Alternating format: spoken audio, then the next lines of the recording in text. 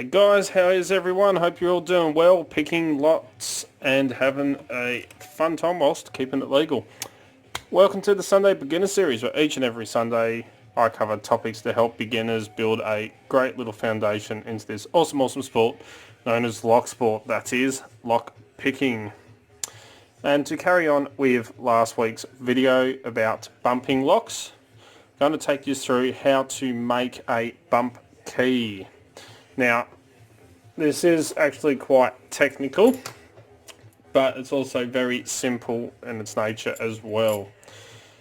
So, I've got a couple of keys here. I'm going to show you the easiest way to make bump keys. So I've got my Sparrows bump key set here. This is actually the one that I will be doing the draw for at the end of this video from last week.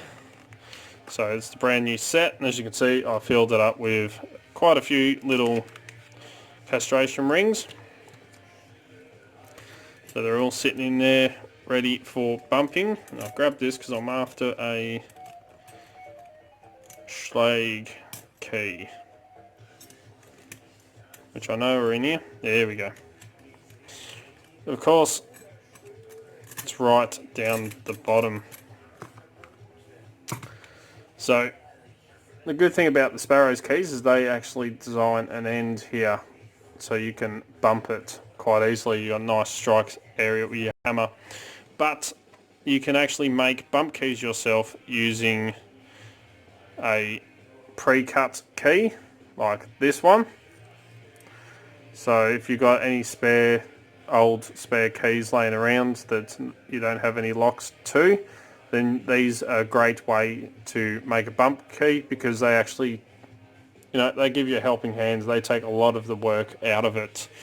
If you don't and you have blanks, you can make a bump key from a blank, but it is a bit more difficult to make, and it involves a lot more filing and shaping than having a key that already has bitting cut. So we're going to use this one, but the same method can be applied to a blank.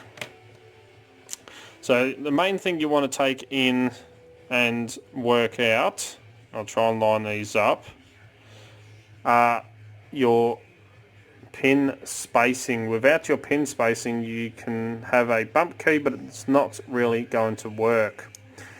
So as you know, different makes and models of locks use slightly different pin spacing. They have longer cores, shorter cores. It all depends. But luckily we're going to make a Schlag bump key here. And as you can see, we already have all of our pin spacing set out on the key. So it pretty much matches the Sparrows bump key at the front just here.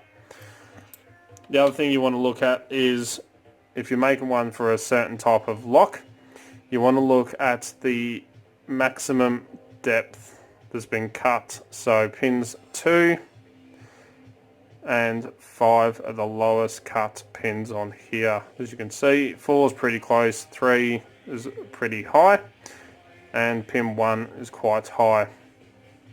So we're going to knock down all the cutouts here, all the channels where the pins sit, and we're going to take them all down to the same depth. So you find the lowest one, which would be pin 2, as I said, and we're going to file all of these down, keeping the same pin spacing that is already on the key, and then we're going to shape it all and turn this into a working bump key. So we'll head out to the workshop, even though it's absolutely freezing here at the moment, and turn this into a bump key, take you through it. So I'll see you out in the workshop. As you can see, I bought a brand new big vise that's all mounted to the bench, so it makes life a lot easier. And I have our old pre-cut key set in the vise, so it's nice and sturdy, nice and level, so that I can start filing on it. Now what I'm going to do is I'm going to take each one of the pin cuts, and I'm going to use a small square file and use it on the angle because it's pretty much the perfect shape to fit into the for the pin cuts. And all I'm going to do is I'm going to file each one down so it matches the same depth as our deepest cut, which is pin 2. So I'll quickly pause this, I'll get it all set up in an angle you can see, and we'll start filing. Okay, so that should work a bit better. I'm going to take my square file, I'm going to put it next to pin 2 and try and keep it at the same angle for all of them. And we're just going to take our time and try and file this down to the same depth as pin 2.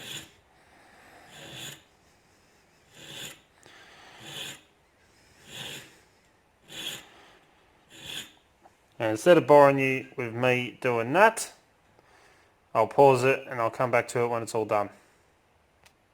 Okay, so as you can see, I've taken all of them down to the same level, but the spikes are still quite big, a bit too big for what I like. So I'm going to keep these at the exact same angles that they are. I'm just going to make these a little bit smaller because they're sitting up just this smidgen too high for my liking. So I'm just going to quickly neaten all them up. I'm then going to hit this with a wire brush just to take off any sharp burrs or anything like that. And then we'll go through to the next part. So to make them a wee bit smaller, I'm just going to use a flat file and just keep the same angles, just take my time and just thin them down just a smidge. Okay, so as you can see, I've made all the bump teeth just a smidgen smaller because some of them are still sitting a bit too high for my liking, and just cleaned them all up nicely. I haven't hit it with a wire brush yet to remove any sharp burrs, but now we have this big chunk of key sitting right here, which is going to limit our bumping quite dramatically. So all I'm going to do is I'm just going to take out a chunk at the front here. I'm going to put an extra tooth in just at the front, just for that little bit more depth. And I'm going to take some of this top of the key just here, which is going to limit our bumping as well, because that is the depth that it will go into the keyway. And in order for us to be able to put a couple of castration rings on there and try and bump, this thing is going to limit that. So I'm going to take all that off using just a bigger flat file. So let me do all that and we'll come back to it. Okay, so as you can see, I've made all the teeth nice and even. There's still a little bit of roughness on them. I'm just going to hit them with some sandpaper, and I've filed down the top of the key just there, so that when it gets put into a Schlage lock, which I have an empty one sitting here, so when it gets put in, you now have a little bit more room and it's not going to cut through your castration rings as quickly, but have a nice smooth working bump key to be able to bump locks. So it's not that hard to make. They are quite easy. It's just making sure that you have all of your pin spacing perfect. So let's take this inside and we'll finish up the rest of the video. I have taken apart the empty Schlage, which I'm going to be turning into a challenge lock. So I can take the core out, and luckily this one already has, looks like some undercutting, some threading in there. So it saves me a bit of work. And I have our homemade bump key, and I haven't cleaned it all up yet, but what I have done is all the gaps where the pin sits in, all of our valleys, I've just taken a permanent marker and marked all them in black so that we can double check our spacing. So we have our core, and if we slide our key in, as we would, and we pull it out, as you can see, if you pull it out one click, every single pin chamber lines up with a cutout, except for M1, but that's alright because I can push it in like that. So every single one lines up with the pin chamber nice and evenly, as you can see all the black. You pull it out one click, and then you would strike it, and as you can see, each little gold or brass point strikes those key pins at the same time. So it tells us that our spacing is even, which is just what we want. So there you go. That's pretty much the easiest way of making a bump key. I will clean this one all up and make it a lot nicer than it is. It does look pretty rough at the moment, but it's easy to make them from a old pre-cut key rather than a blank, because if you have a blank you then have to put it in, mark out where each one of your pin chambers are, and then you want to file it down so you have not as much on the top there, but if you use a nice bigger square file it does take off a lot at the top rather than using the small needle files like I have and what I use.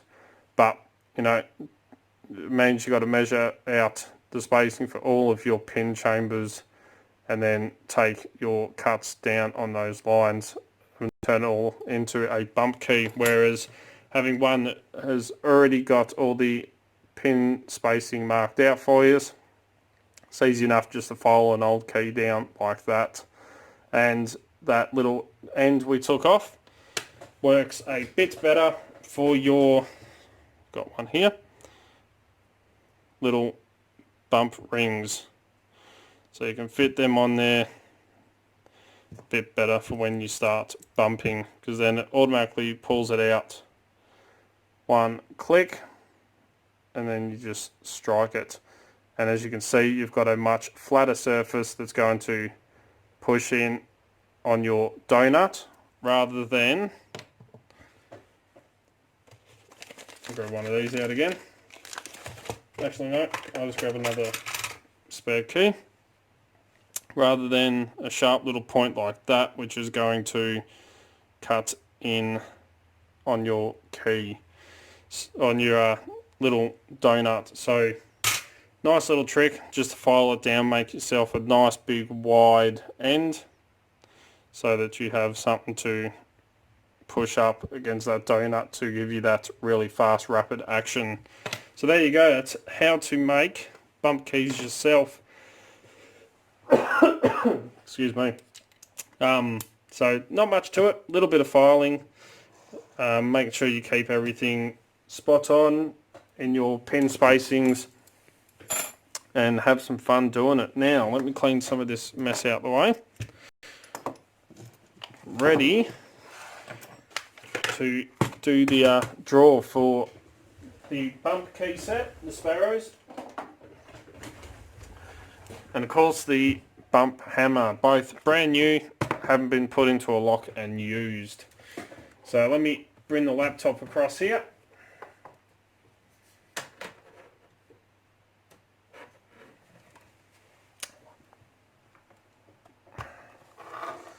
Like that. And we're going to go across to last Sunday's video, bumping locks. Going to take this, copy it, and paste it into here.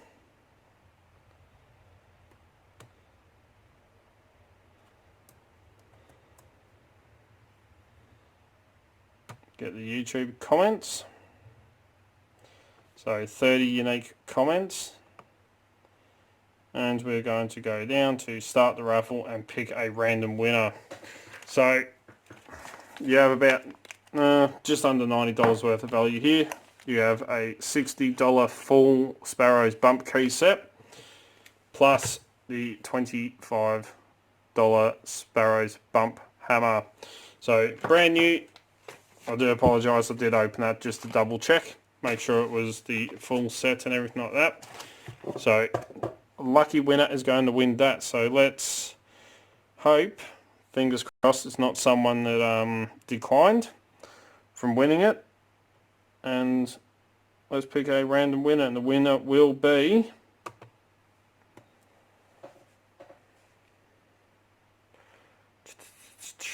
Alex Who. Good to see a non-destructive technique, and it is a technique, especially if the lock has security pins. It's good that you said that it doesn't work on all. Keep up the good work. So Alex Who, double check. We'll go down just to make sure. Come on.